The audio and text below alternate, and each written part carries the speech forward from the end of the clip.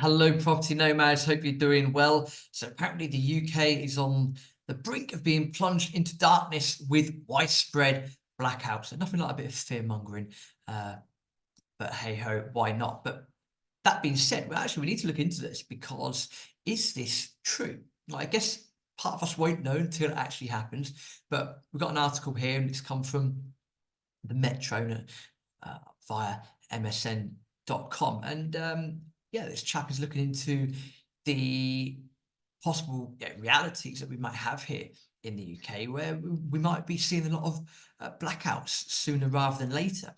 To be fair, he's got his research from somewhere called Public First, who is a public think tank.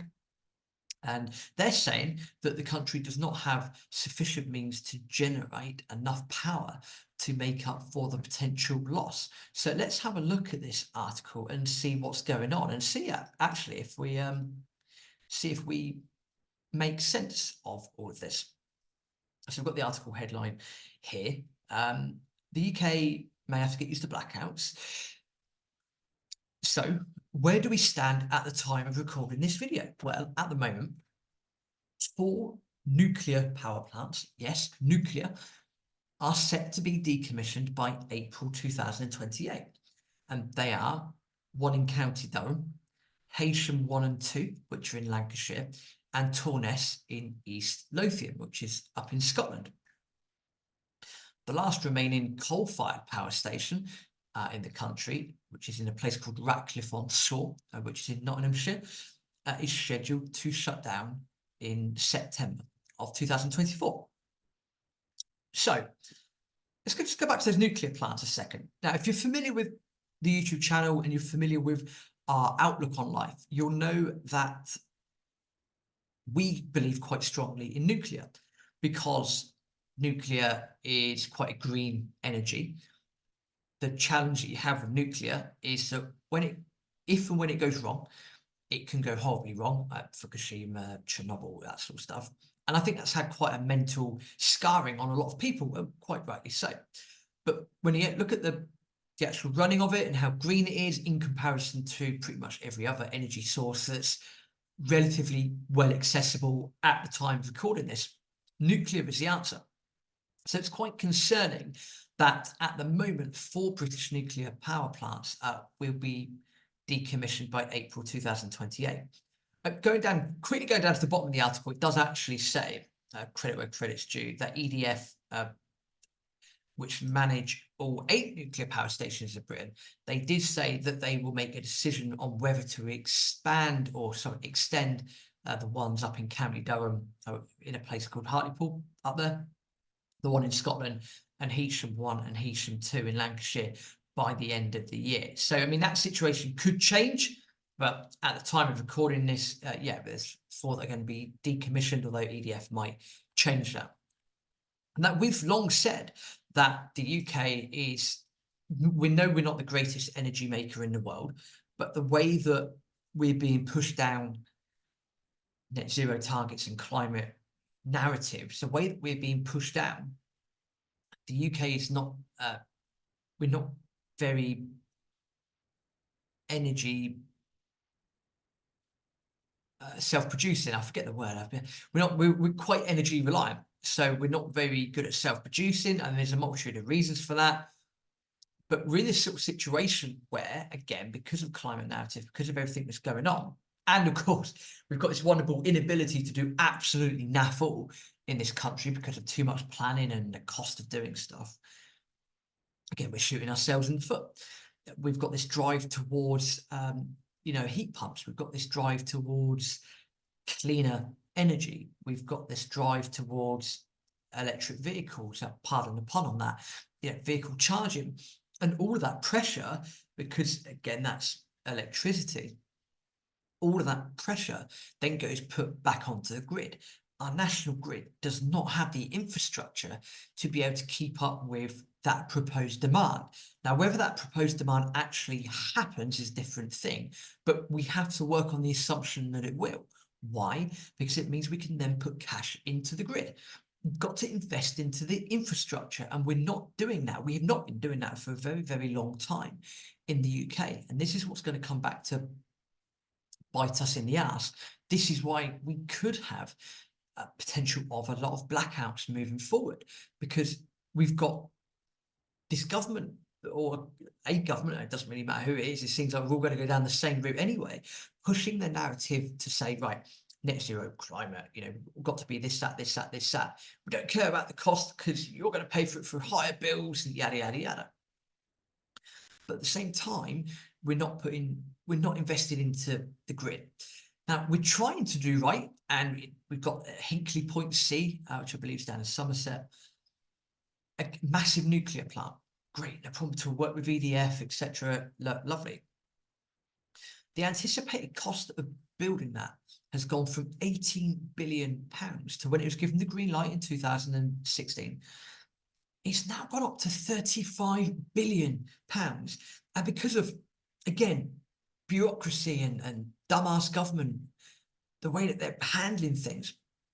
I done a video a while ago where, with the initial contract in Somerset for Hinkley Point C, any cost overruns were going to be dealt with by EDF. So it's on the, it's on the supplier there. Great, no problem at all. Crack on, get on with it. But because of environmental campaigns and people moaning and people complaining about, oh, we don't want this on our doorstep, blah, blah, blah, blah, blah. Pandemic's getting in the way. But the cost of this is now 35 billion. But what's changed is that any cost overruns have now got to be funded by the British taxpayer, not EDF. So the onus is now on you and I, whereas in 2016, it's not. Now, in my world, I would be saying, okay, who campaigned against this? By the way, thanks to you and thanks to your red tape, thanks to you doing what you're doing, by the way, our cost of this got up by £17 billion. Yeah, can you write me a check for that, please? Because your stupidity and your not understanding of actually how stuff works in the environment, this has resulted in this cost happening. So yeah, by the way, are you now going to pay for my electric bill? Are you going to pay for my gas bill? No, you're probably not. So thanks to you, my ass has got to pay more tax. Well, it doesn't have to if you're doing your taxes properly and in a legal way. But most people are going to be affected by this because you're going to pay higher energy bills. You're going to pay more tax to cover the shortfall because of these campaigners. Anyway, I get off my high horse there. So, but point being that because we have an inability to get things done quickly in this country, that onus is now on the taxpayer, and the cost have nearly doubled. Crazy. What did make me laugh on this article is that although gas was still the biggest source of electricity, fine, although the national grid statistics show wind power overtook it in January, October, and December. Now, I don't know about you, but I remember December 2023 quite well, and also January 2023 relatively well. It was quite windy then. That's the thing with wind power, is if it's not windy, you're probably not going to get much power out of it. Goes on to say that the amount of electricity generated from fossil fuels last year fell to its lowest level since 1957. And apparently low carbon sources make up 50% of the UK supplies, supposedly, but that's still a long way off of the 95% target by 2030, which probably not going to happen. And if it did happen, I guarantee you that document's been fudged anyway. So yeah, it's all fun and games at the moment, but going back to what we were talking about at the start, and that is UK might be plunged into darkness. Well, is that likely to happen? Now, I would argue that it is, because of the fact that we are not producing enough nuclear, or we need to produce more nuclear power plants. When we try to do something, people just like to get in the way, and as a result, costs increase. And again, what was an EDF liability is now a British taxpayer liability because of protesters. And we seem to be wanting one thing, but the way we go about it doesn't actually make sense or correlate with how we should go about it. There needs to be more investment in the grid because we're putting more pressure on EV sales and everything we discussed at the start of the video.